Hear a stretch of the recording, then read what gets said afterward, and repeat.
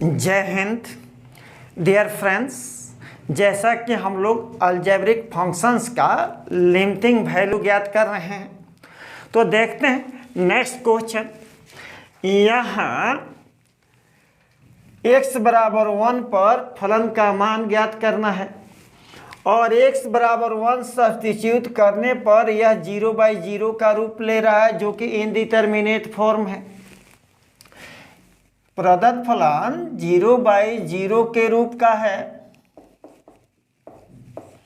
तो पहले भी मैंने आपको बतलाया था कि जब फंक्शन 0/0 का रूप ग्रहण करे तो इसका मतलब हुआ कि अंश और हर में एक कॉमन फैक्टर होता है और कॉमन फैक्टर को कैंसिल आउट कर देने के बाद फंक्शन का लिमिटिंग वैल्यू आसानी से प्राप्त हो जाता है। तो यहाँ हम देखते हैं, सबसे पहले नॉमिनेटर और डिनोमिनेटर का कॉमन फैक्टर कैंसिल आउट करते हैं। तो सबसे पहले यहाँ आप देखिए, आपका वंश जो है घात 7 का एक बहुपद है और इसका फैक्टर निकालने के लिए हमें फैक्टर थ्योरम का सहयोग लेना पड़ेगा। यानी किसी तरह से पहले हमें पता करना होगा इसका एक गुणनखंड, तभी हम आगे बढ़ेंगे। तो यहाँ हम देखते हैं कि x बराबर 1 रखने पर अंश आपका 0 बन जा रहा है, तो इसका मतलब कि अंश का एक गुणनखंड x - 1 होगा। उसी तरह से हर में भी x बराबर 1 रखने पर यह 0 के बराबर बन जाता है, तो इसका मतलब हुआ कि हर का भी एक गुणनखंड x - 1 होगा। तो यहाँ हम पता कर चुके हैं फैक्टर थ्योरम के सहयोग से कि x - 1 अंश और हर का कॉमन फैक्टर होगा। तो सबसे पहले तो फैक्टराइज करना होगा, तो इसका हम फैक्टराइज करते हैं। Limit x tends to 1 x to the power 7। अगला स्टेप क्या होगा, इसको विचार करने के लिए सबसे सरल तरीका यह होता है कि जब हमें मालूम है कि x - 1 इसका एक गुणनखंड होगा, तो फर्स्ट टर्म में फर्स्ट टर्म से डिवाइड कर देते हैं। यानी x टू द पावर 7 में x से डिवाइड करेंगे तो x टू द पावर 6 आएगा और जितना भागफल आएगा उसमें हम इसके सेकेंड टर्म से गुना कर देते हैं। Means x to the power 6 multiplied by -1, this is equal to minus x to the power 6। तो यहाँ हम लिख देते हैं minus x to the power 6।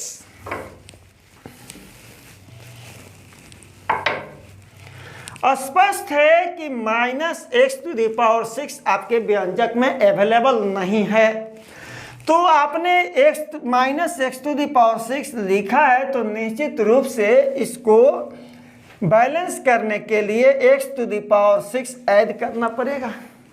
Means यह कहा जाए कि जब आप किसी से कर्ज लेते हैं तो कर्ज का भुगतान भी करना पड़ेगा, तभी जाकर के संतुलन बनेगा। जब यहाँ -x to the power 6 plus x to the power 6 clear है कि दोनों 0 है। मीन्स आपने कुछ नहीं किया।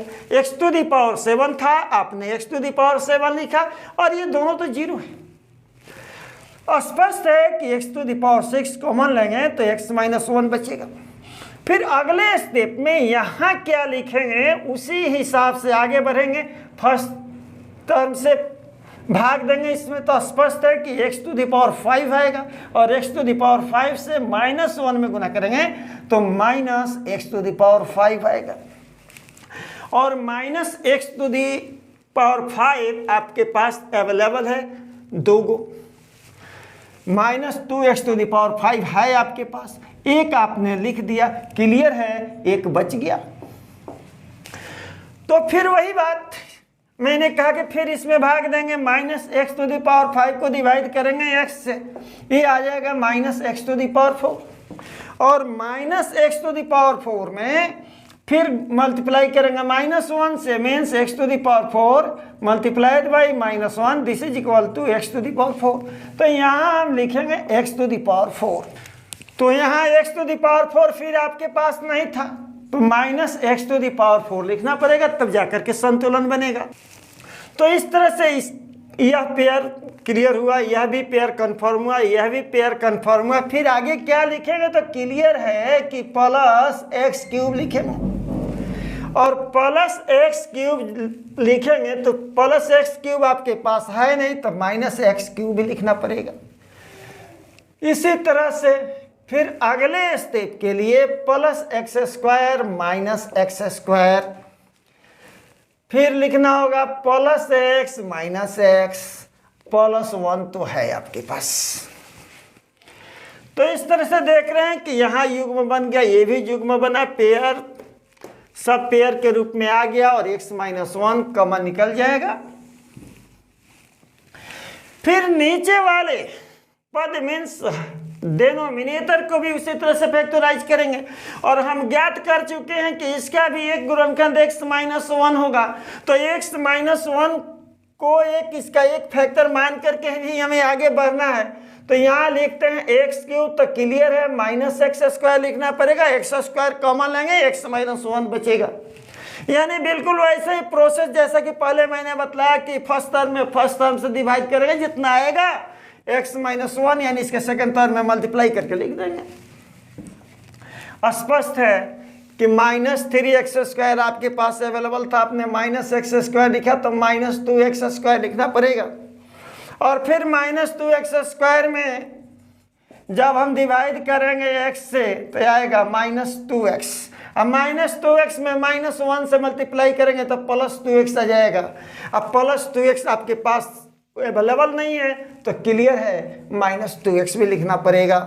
और फिर यहाँ पर आप देख रहे हैं कि प्लस 2 है तो प्लस 2 लिख दें, इत्मीनान से x माइनस 1 कॉमन फैक्टर निकल जाएगा। This is equal to limit x tends to 1, यहाँ हम कॉमन लेते हैं x टू द पावर 6 तो बचेगा x माइनस 1 प्लस यहाँ x to the power 5 common होगा, बचेगा x माइनस 1, यहाँ minus x to the power 4 common होगा, x माइनस 1, यहाँ पर माइनस एक्स क्यूब कॉमन होगा, x माइनस 1, यहाँ पर माइनस एक्स स्क्वायर कॉमन होगा, x माइनस 1, यहाँ पर माइनस एक्स कॉमन होगा, x माइनस 1, और यहाँ पर माइनस 1 कॉमन होगा, x minus 1। This divided bye, फिर यहाँ पर एक्स स्क्वायर कॉमन तो x माइनस 1, और यहाँ देख रहे हैं कि माइनस 2x कॉमन होगा तो x माइनस 1 हो जाएगा, इसमें माइनस 2 कॉमन होगा, x माइनस 1 होगा। This is equal to limit x tends to 1। अब यहाँ देख रहे हैं कि प्रत्येक टर्म में x माइनस 1 कॉमन हो रहा है, तो यहाँ हम x माइनस 1 कॉमन निकाल रहे हैं, x माइनस 1 ये हो जाएगा आपको x to the power 6 plus x to the power 5 minus x to the power 4 minus x cube minus x square minus x minus 1। This divided by, इसमें भी x minus 1 common निकलेगा और ये आपको बचेगा x square minus 2x minus 2। स्पष्ट है, x minus 1 से x minus 1 cancel out. This is equal to limit x tends to 1 x to the power 6 plus x to the power 5 minus x to the power 4 minus x cube minus x square minus x minus 1 divided by x square minus 2x minus 2। अब यह 0/0 के रूप में नहीं है, means indeterminate form अनिधाज रूप समाप्त हो चुका है। अब आसानी से हम इसका लिमिटिंग वैल्यू ले सकते हैं। अब जहाँ जहाँ x है वहाँ वहाँ हम 1 सब्स्टिट्यूट कर देते हैं, ये हो जाएगा 1 to the power 6 plus 1 to the power 5 minus 1 to the power 4 minus 1 cube minus 1 square minus 1 minus 1 divided by 1 square minus 2 into 1 minus 2। This is equal to 1 का पावर कुछ भी हो उसका वैल्यू तो हमेशा 1 होता है, हमें नहीं लगता इसे बतलाने की जरूरत है। ये हो जाएगा आपको 1, ये भी हो जाएगा 1, ये भी 1 तो माइनस है तो -1, ये -1, ये -1 डिवाइडेड बाय ये हो जाएगा 1 -2 क्लियर है। +1 -1 से कैंसिल आउट, फिर ये +1 -1 cancel out, this is equal to -1 -3 divided by 1 -2 ये भी हो जा रहा है -3, दोनों minus plus 3/3 1 and this is your answer. इसका मतलब ये हुआ कि x बराबर 1 पर प्रदत्त फलन का सीमांत मान 1 होगा। अब देखते हैं सेकंड मेथड।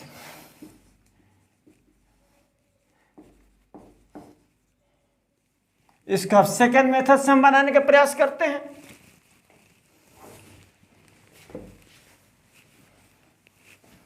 तो यहां पहले हमने फैक्टराइज किया था और हमें इस बात की जानकारी हो चुकी है कि अंश और हर में x - 1 कॉमन फैक्टर है। तो हम यदि इसको फैक्टराइज ना करके अंश और हर दोनों में x - 1 से भाग दे दें तो कॉमन फैक्टर ऑटोमेटिक बाहर हो जाएगा और फिर आसानी से हम उसका लिमिटिंग वैल्यू ले लेंगे। तो यहाँ हम अंश में और हर में x - 1 से भाग देते हैं। अंश में x - 1 से भाग देने पर x - 1 x⁻⁷ - 2x⁵ प्लस 1। तो भाग देने के लिए स्पष्ट है कि यहाँ x�6, तो ये हो जाएगा x⁷ minus x�6 minus plus, क्योंकि साइन चेंज होता है, प्लस तो माइनस, माइनस तो प्लस, यहाँ प्लस माइनस कैंसिल आउट और ये हो जाएगा आपको x�6 माइनस 2x⁵ प्लस 1। फिर यहाँ पर हम लिखेंगे x⁵ और x⁵ में x से गुना करेंगे x�6 माइनस x⁵। फिर इसका साइन चेंज होगा, माइनस प्लस कैंसिल आउट, यहाँ माइनस x⁵ तो रहा नहीं, इसका साइन चेंज हो चुका है, ये प्लस x⁵ हो चुका है। तो प्लस x⁵ माइनस 2x⁵, ये बनेगा आपको माइनस x⁵ और ये हो जाएगा प्लस 1। तो स्पष्ट है कि अगला स्टेप माइनस x⁵ है, तो यहाँ माइनस x⁴ रखना पड़ेगा। अब माइनस x⁴ में x से मल्टीप्लाई करेंगे माइनस x⁵ और माइनस में माइनस से गुना करेंगे प्लस हो जाएगा x⁴। साइन चेंज होगा, प्लस माइनस कैंसिल आउट और ये हो गया आपको माइनस x⁴ प्लस 1। स्पष्ट है कि माइनस x³ मल्टीप्लाई करेंगे माइनस x⁴ माइनस और माइनस फिर आपका प्लस बनेगा, ये हो जाएगा x³ sign change plus minus cancel out, minus x³ plus 1 स्पष्ट है माइनस x²। तो हो जाएगा minus x³ plus x² plus minus cancel out, ये हो जाएगा minus x² plus 1। Minus x रखना पड़ेगा, मल्टीप्लाई करेंगे तो हो जाएगा माइनस x² और फिर ये माइनस और माइनस प्लस हो जाएगा, ये प्लस माइनस कैंसिल आउट और हो जाएगा आपको माइनस x प्लस 1, फिर यहाँ रखना होगा -1। -1 में x से गुना करेंगे -x, और -1 में -1 से गुना करेंगे +1 होगा, साइन चेंज होगा, प्लस माइनस कैंसिल आउट। तो इस तरह से अंश में x -1 से भाग देने पर ये आपका भागफल मिल गया। इसी तरह से हर में भी हम x -1 से भाग देते हैं। हर में x -1 से भाग देने पर ये हो जाएगा आपको x -1 x³ -3x² +2। तो स्पष्ट है x² तो हो जाएगा x³ -x², साइन चेंज होगा, माइनस प्लस कैंसिल आउट। तो ये +x² और -3x², क्लियर है, -2x² +2।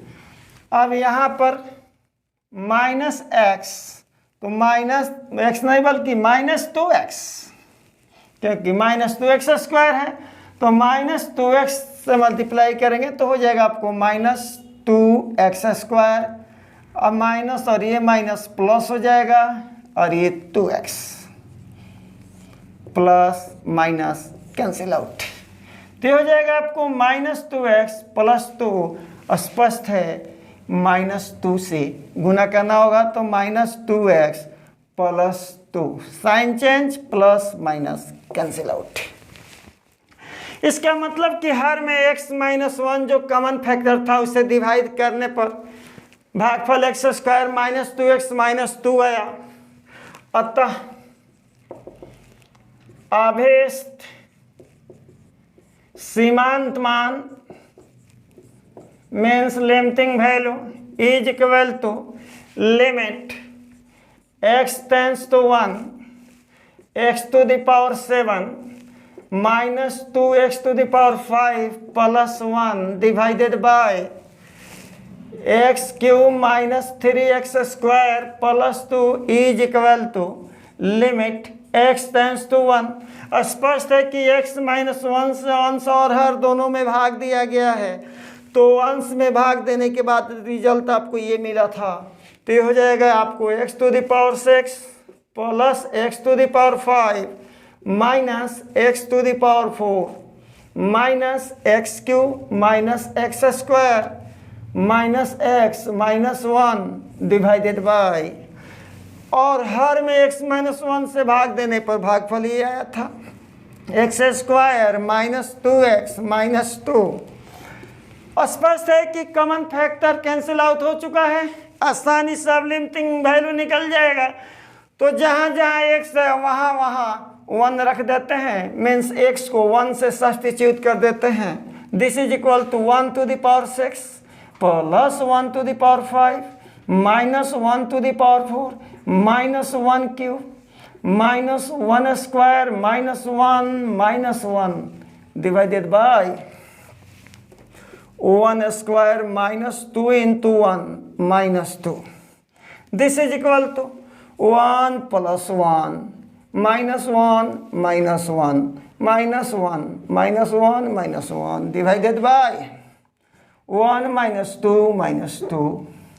This is equal to, ये +1 -1 से कैंसिल आउट होगा, ये +1 -1 से कैंसिल आउट, ये हो जाएगा -1 -1 मीन्स -3 डिवाइडेड बाय 1 -2 -2 मीन्स -3, दोनों माइनस प्लस बन जाएगा, 3/3 1। This is equal to 1 and this is your answer. Dear friends, तो देखा कि हमने फैक्टराइज करके x -1 को कैंसिल आउट किया था फर्स्ट मेथड में, और सेकंड मेथड में हमने क्या किया कि अंश और हर को x -1 से डिवाइड करके कॉमन फैक्टर को कैंसिल आउट किया। अब देखते हैं थर्ड मेथड, यानी थर्ड मेथड से ही हम इसको बनाने के प्रयास करते हैं। थर्ड मेथड जो कि बहुत शॉर्टकट मेथड होगा। फर्स्ट टू मेथड से थर्ड मेथड जो है आपका बिल्कुल शॉर्टकट होगा। तो देखते हैं थर्ड मेथड क्या है। तो देखते हैं तीसरी विधि। तो तीसरी विधि में हम करते क्या हैं कि अंश और हर दोनों में एक जोड़ देते हैं। x⁴ माइनस 2x⁵ प्लस 1 एक जोड़ देते हैं। देर बंधु याद रखें, किसी को कर्ज देना है तो उससे लेना भी सीखना पड़ेगा, अदरवाइज संतुलन बिगड़ जाएगा।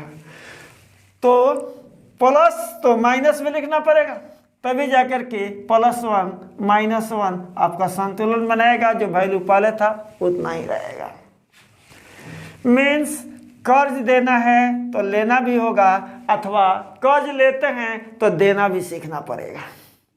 जो भी हो, तो हर के साथ भी वही कंडीशन है, x³ - 3x² plus 2 plus 1 minus 1। स्पष्ट है, 1 - 1 मीन्स 0, 1 - 1 मीन्स 0, मीन्स हमने कुछ नहीं किया। जो आपका व्यंजक पहले था सेम वैसा ही है, कोई चेंजिंग नहीं हुआ। देखते हैं x⁴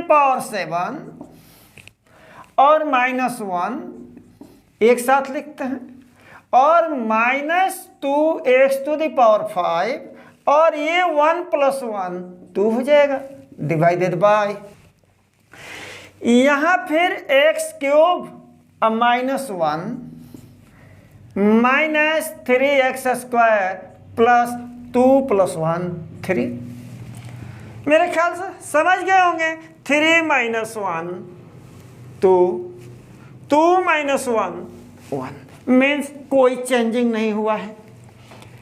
this is equal to limit x tends to 1 x⁴ minus 1 के लिए हम लिख सकते हैं 1⁴। जैसा कि आप जानते हैं कि 1 का पावर चाहे हम कुछ भी कर लें उसका वैल्यू तो हमेशा 1 रहेगा। तो 1 के लिए 1⁴ लिख सकते हैं, माइनस 2 कॉमन कर देते हैं, बचेगा आपको x⁵ माइनस कॉमन लेने का मतलब प्लस हो जाएगा और ये प्लस माइनस हो जाएगा। यहाँ बचेगा 1 और 1 को तो 1 का पावर 5 हम लिख ही सकते हैं। Means this term may be written as in this form, divided by x³, इसको हम लिख सकते हैं x³ - 1⁴, क्योंकि 1 का पावर 3 तो 1। फिर यहाँ -3 कॉमन करते हैं, -3 कॉमन करेंगे तो साइन चेंज होगा, प्लस हो जाएगा x², और ये माइनस हो जाएगा 1, और इसको हम 1² लिख सकते हैं। डियर फ्रेंड्स, जब मैंने ऐसा लिखा तो शायद आप कंफ्यूज कर रहे हैं कि स्टेप इस लाइन से ऊपर क्यों लिख दिया गया, इतना ऊपर। शायद यह बात बहुत जल्द आपको समझ में आ जाएगी कि हमने ऐसा क्यों किया।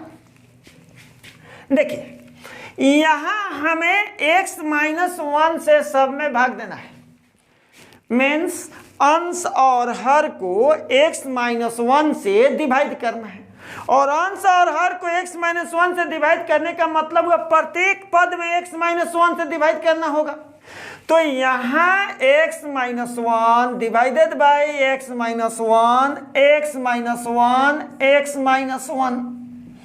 स्पष्ट है, ये माइनस साइन लाइन के सामने यहाँ देना पड़ेगा और यह माइनस साइन यहाँ लिखना पड़ेगा। समझ गए होंगे कि प्रत्येक पद में x - 1 से हमने डिवाइड किया। डियर फ्रेंड्स, तो स्पष्ट हुआ x⁴ - a⁴n divided by x - a के फॉर्मूला के रूप में शिफ्ट कर गया। अब उस फॉर्मूला का इस्तेमाल करके आसानी से हम इसका लिमिटिंग वैल्यू ले सकते हैं। तो दिस इज इक्वल टू, ये हो जाएगा 7 × 1⁷ माइनस 1 माइनस 2, ये 2, और ये हो जाएगा आपको 5 into 1 to the power 5 minus 1, this divided by, ये हो जाएगा आपको 3 into 1 to the power 3 minus 1 minus 3 आपका ये रहा into 2 गुने 1 का पावर 2 माइनस 1।